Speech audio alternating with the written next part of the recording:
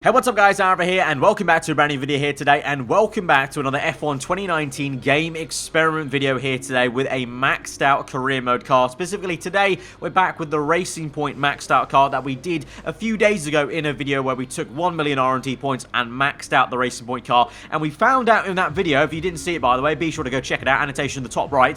We found out in that video, and here's the tree there, looking lovely as ever, a lot of aero on the Racing Point car, and also the chassis, very fiddly car actually, at the very end of the chassis tree. But we found out in that video that the Racing Point car maxes out at a number of 1020 on the racing on the R&D graph. Now I don't know what that point means, but essentially what we found is comparing it to the Mercedes car and the Red Bull car, the Racing Point surprisingly maxed out at a higher value, because the the Red Bull car was only 1018. I believe the Mercedes was 1016. So the Racing Point car was 4 points faster, or 4 points better than the works Mercedes car. Now we've tried the Austria challenge before with the Red Bull, and we failed. We didn't get to under 60 seconds at the Austrian Grand Prix. The coveted lap time, I guess I don't know really how it became the coveted lap time. I guess because obviously Austria is probably the only track really where you can get close to under 60 seconds on a legit lap without kind of modifying the car itself, you know, using the actual natural car in career mode, just maxed out after we did the experiment video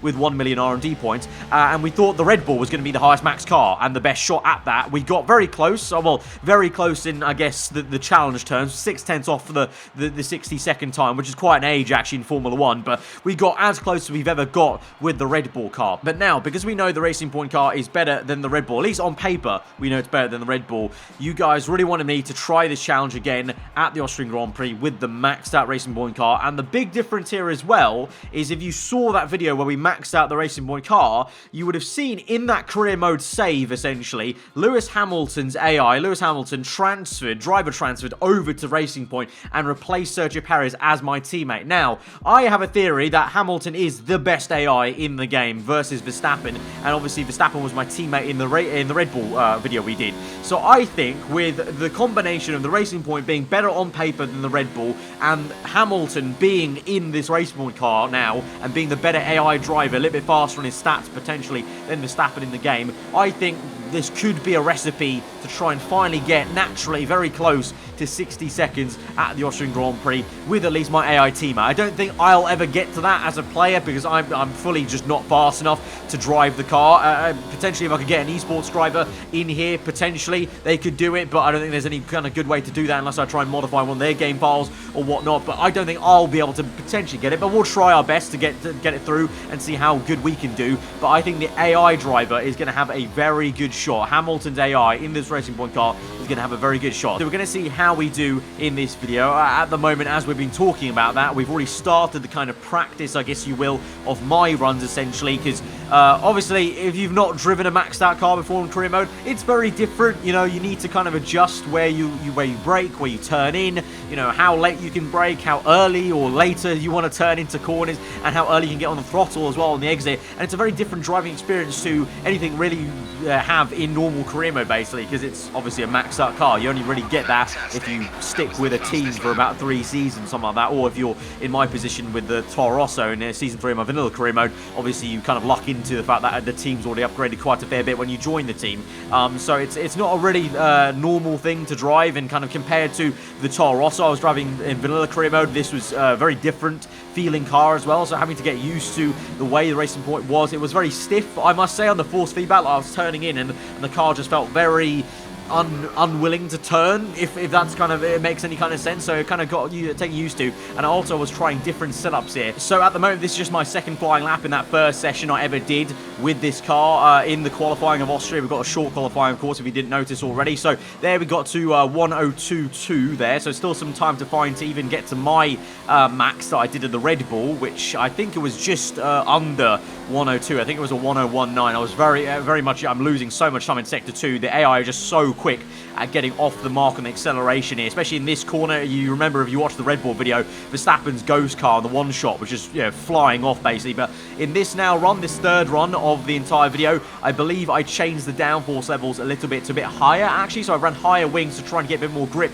on the high end corners, like in Sector 2 basically, to try and get the power down a little bit earlier, get the car turned in, and it was feeling a lot better. You can see there through the last 2 turns, a lot more comfortable, a little bit off obviously, well, a lot off actually on the last corner there, but we'll take that, we'll count that, and that's a 102.197 there. So still not really getting right up there at the moment. As it stands, Hamilton's AI has set a 108. So obviously he's a lot quicker than I am, but he's actually still 2/10 off the Red Bull of Verstappen with the maxed out Red Bull car. So that was interesting. That was a little bit surprising, I guess, in a way, but I wasn't counting it out yet, because we're yet to do the kind of thing where obviously if you play the game enough, you know there's that weird glitch where if you speed up and simulate the qualifying session, fast forward it, the AI can sometimes magically gain time. So I want to also try that glitch out and see if Hamilton will be able to then get close. But right now at the moment, still going on with my time, seeing what I can do. This time I lowered the downforce to about 2.2 on the wings, and that really didn't help me too much there. 102.399. I felt very uncomfortable in Sector 2, so I just wasn't able to really do that. I then thought I'd actually give a little watch to Hamilton, basically, and see how he did, basically. He's on a flying lap here at the end of the session here. Obviously, very weird to see Hamilton's helmet in the Racing Point car, but there you go, and in the overalls as well. And so he gets a little bit of a slipstream tow here as we go up to the end of Sector 1. So this was quite promising, actually. You know, I thought, okay, he's going to get a tow, but then he gets squeezed by this Renault, and then into the kind of hairpin style corner. He kind of lets off there, and he gives up. His AI gives up there. His AI fully just switches onto an in-lap base. So you can see on the top right there, that's a red in-lap indicator. He was on an actual checkered flag flying lap there, but then his AI just switched to an in-lap there. So that was kind of odd and peculiar and a little bit annoying to see, really, because obviously the slipstream would also make a big difference there. It makes it, it could gain you about, you're talking at least minimum, maybe 2/10 potentially if you get a good enough tow. We've seen that in esports for sure. So now we've moved on to kind of a final run for me. You can see I'm kind of using the flashback feature as well, just trying to get the perfect lap as we can, as we did with the Red Bull. We're not trying to aim for the, perfect one take lap. We're trying to get the perfection lap essentially here at Austria, and finding a middle ground with this lap. I think this was ending up being, 4-4 or 3-3 wings. So middle ground there, and the braking was pretty decent for that hairpin that time round. But then I get hit with traffic here. George Russell and Bottas there, a little bit of a lock up. We go around the outside. We lose a bit of time there on the grass trying to find around the outside. So again, you have to try and go back and try that once again. And so it's kind of frustrating because you can never really get the perfect lap. It's really unfortunate that you can't take the maxed out car into time trial, like a mode like time trial. I would love to do that, because then you could fully see perfect conditions, perfect tyre temps, all that, basically the lowest fuel possible. You could finally find it, but you can't do that. You have to do it in career mode. So it's either a one shot where you potentially get dirty air from the ghost car, or the one shot you just have to keep on redoing it, one shot. Whereas here in the short qualifying, you have the potential of maybe getting slipstream off cars, but also you have the potential of getting into traffic situations like I am right now, and getting a bit of dirty air that I definitely felt off the back of Bottas there on that left hand. You can see Hamilton now has set a 1:06, 06 I think that was. So we're pretty much matching now what the Red Bull time was, but I think there's still more time to find, because we're yet to do the fast forward glitch. So we go across the line there. I think we came up in, well, I think 4th place in the end, because the 110 AI are so good around Austria, especially in the Red Bull car with the second best car here, and I'm just slow around Austria, it'll appear like, as well, with these maxed out cars. So we get, we're 1 second off the pace then from Hamilton.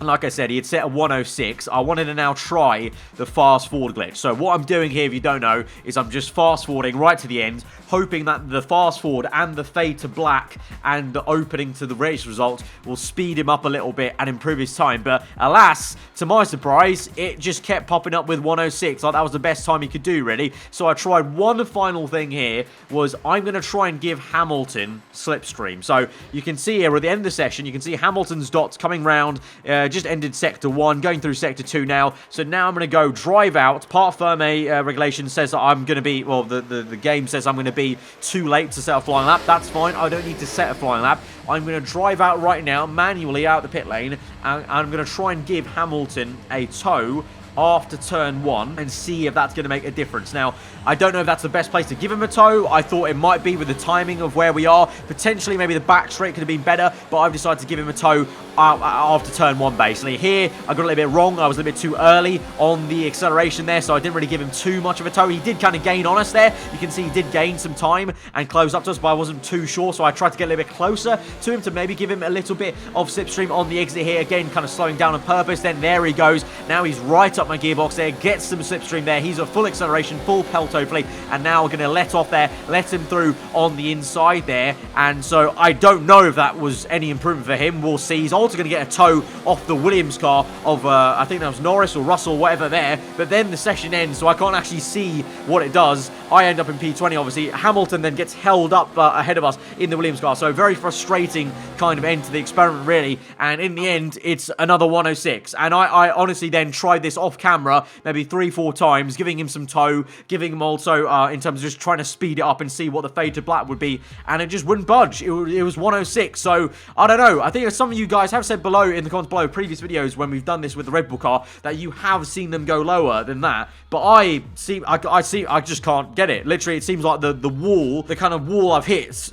with this challenge is 1006. So we're 6/10 off just always at the moment with the Red Bull and the Racing Point car. So yeah, I mean, sometimes experiments don't work out for you, and this one wasn't as successful as I hoped it would be. I really thought with Hamilton and Racing Point it would be the recipe for that magical 60-second lap time, but alas, it's not. Potentially another car could be it. I don't know if there's another car out there that does max higher than the Racing Point car. We'll have to find out. But guys, if you did enjoy this video, then be sure to hit that like button. Let me know what you thought in the comments below. If you're on your own here, subscribe for weekly full-on content. I've been aarava. Hope you enjoy the day. I'll see you guys next time. Goodbye.